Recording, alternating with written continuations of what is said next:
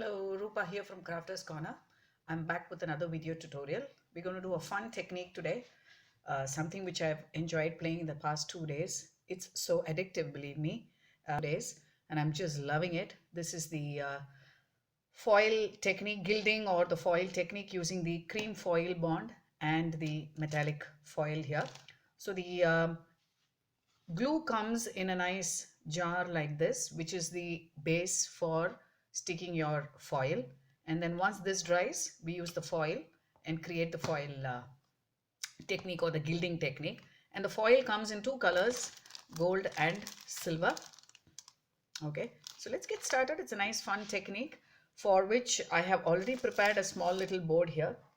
Okay, this is a small wood scrap here. I have decoupaged a floral tissue from Crafter's Corner, wide range of tissues available there, and then created a background with dry brushing techniques using the very chalky paints from Cadence, which is October Mist and Purple Lilac. I just love the gray tone of this October Mist. Definitely a must buy if you like the shabby chic kind of projects. So of course dry brushed a little with a black acrylic in the end just to give it a little texture to the background, and technique using the cream foil bond and the foil sheet.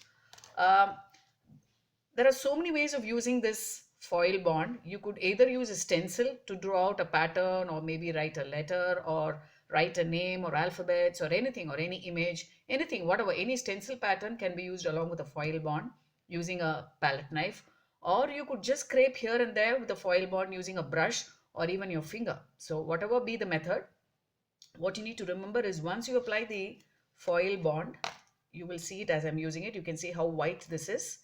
Okay, so when you apply it is white, and then when it dries it gets transparent. So that is when it is ready to take on the foil. So don't rush into getting it dry using a heat gun or so. It doesn't work, because when you stencil it, you are layering or embossing it. So there is a thick layer of glue which takes time to dry. So it's better to leave it to dry naturally rather than speeding it up. I did do mess up with an accident like that, where I tried to dry it up with a heat gun and then it was still sticky and the foil wasn't sticking well. So that's my experience to you. So allow it to dry naturally. You will see the difference when you apply it wet and then when it dries. So it's translucent or almost transparent, colorless when it dries. So that's when you know it is ready to take on the foil. So for this, as I said, the plague is ready. I am thinking this could be a nice little paperweight or whatever on the table. So since there are flowers on this plague, I'm thinking I will stencil out bloom. So it could be a nice positive quote to look forward to on your table. And I have this stencil which I got from a local stationer here, and I don't want it anything too formal. These look like fun alphabets. So I shall just stencil out bloom using this stencil and the foil bond. Okay, and I have this small palette knife here, the capital B. There's B, just a little bit. There's B, and I think I've got some extra. So let's pull that off. Otherwise you'll have foil sticking wherever the glue is, mind you. So you've got to be a little careful. And then let me move to some small alphabets. And there's L. This is going to be tricky because that is not dry yet. So I have L, and then I'm going to do an O.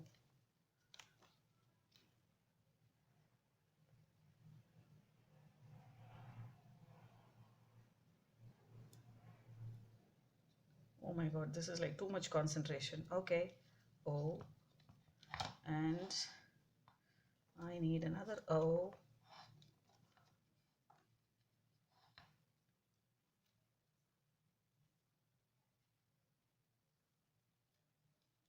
You don't want it too raised or embossed. We're just going to foil it. So, okay.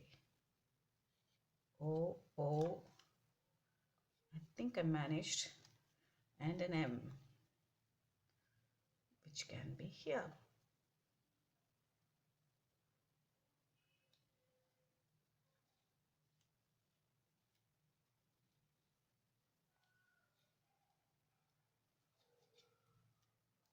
And what's nice about this foiling technique is it gives a nice vintage look when you put the foil on top, especially when it rubs off in areas where it is heavy on the glue and a little light on places where there is less glue. So you can see nice and white it is when you apply.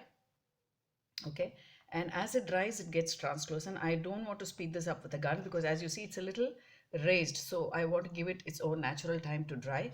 Meanwhile, I wanted to show you that whatever is excess in your palette knife, you could always just scrape it off here and there, mind you. So wherever there's blue, the foil will stick there. So I could just probably take some in my fingers too and then scrape it here and there. So it gives a nice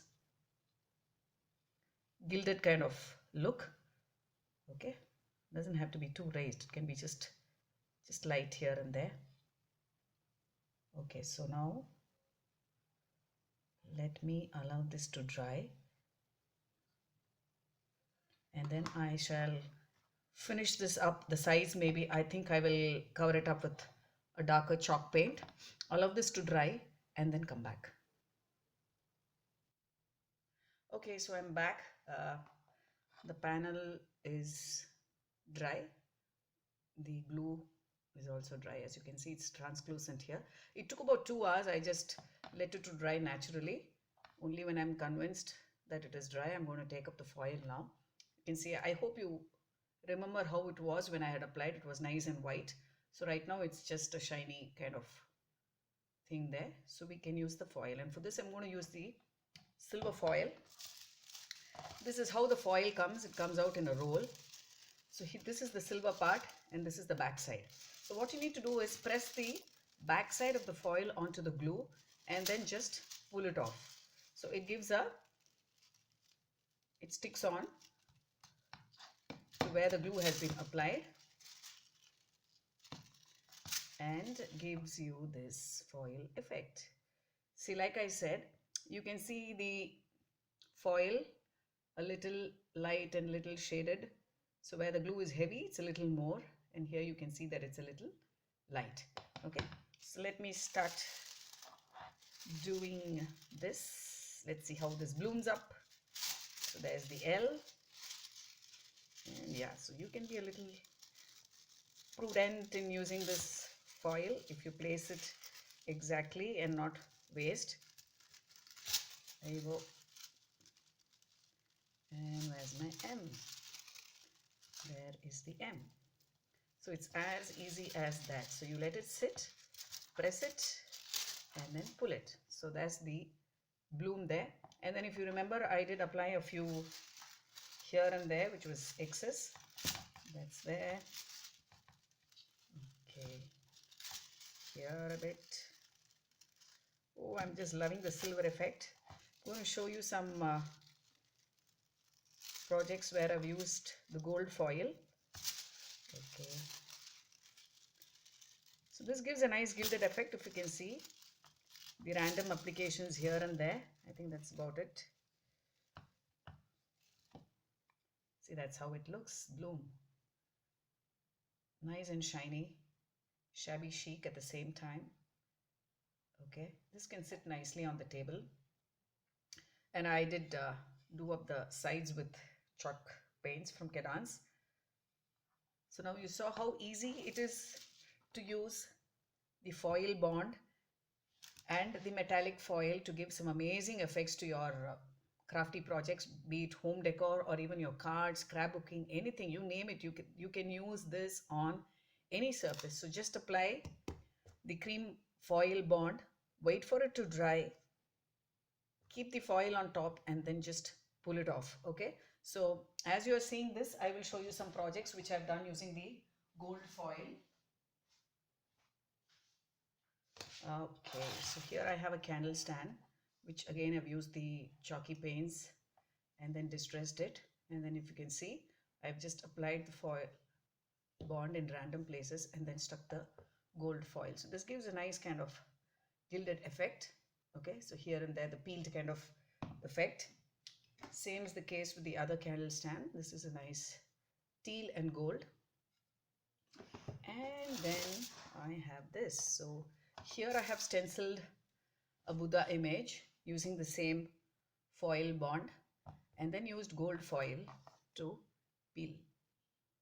So that gives a nice rustic vintage look to the project.